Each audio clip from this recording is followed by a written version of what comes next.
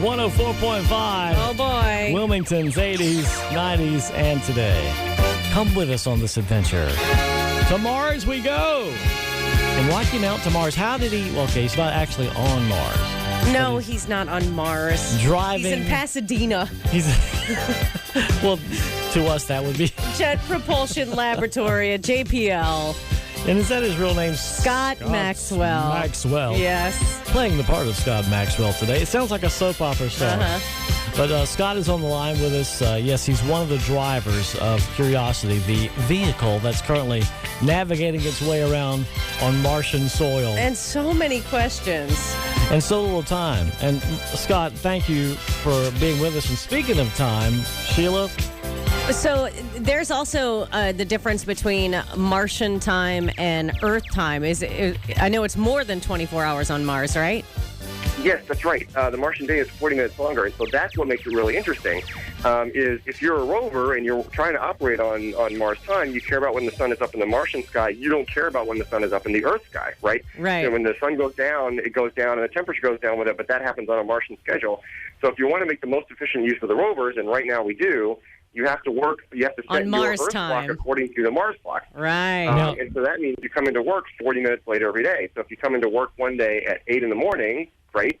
You come into work the next day at 8:40, and then you come into work the next day at 9:20, and then you come into work the next day at 10 o'clock. And pretty soon you're coming into work at wacky times like 2 o'clock and 3 o'clock in the morning. That's crazy. It's absolutely phenomenal, and night owls like me love it.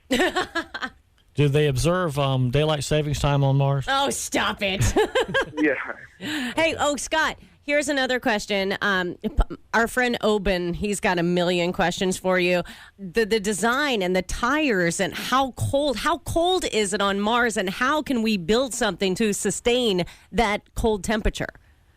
It gets really cold on Mars. It gets down to more than 100 degrees below zero on Mars. Wow. And the thing is that during the Martian daytime, if you're reasonably close to the equator, like Curiosity is, it can get up to about 70 degrees Fahrenheit during the day. Absolute best case scenario during the day. So that's a reasonable kind of comfortable temperature. But because it gets so cold at night, just imagine trying to take your laptop, say, from your house to Antarctica and back every day. That's like the temperature swings that the rover goes through. So the components that we have to use like special space qualified components. And of course, Mars has no atmosphere, so they're being bombarded with radiation all the time. So we have to use like special space qualified components. And we have to treat them kind of gingerly. We have to wait until it's like until the sun is up and it's a relatively warm time of day. And even then, we have heaters on all the actuators and all the mechanisms, so we have to keep them up to get them to like what we call allowable flight temperatures before we can use them. It's a real challenge in our environment. The temperature swings are one of the most difficult things that we deal with all the time.